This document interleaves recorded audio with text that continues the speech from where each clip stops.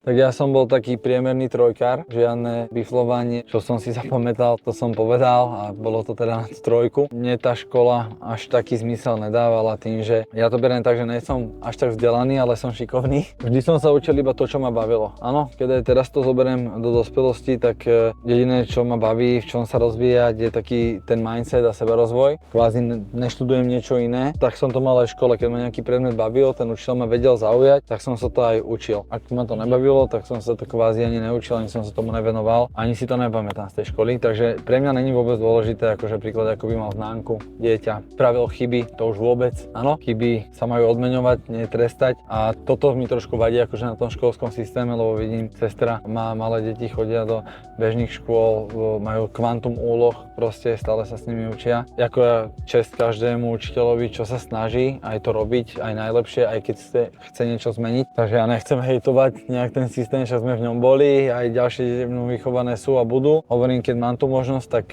pre moje deti, tak prečo ne? To už vyskúšať iným spôsobom.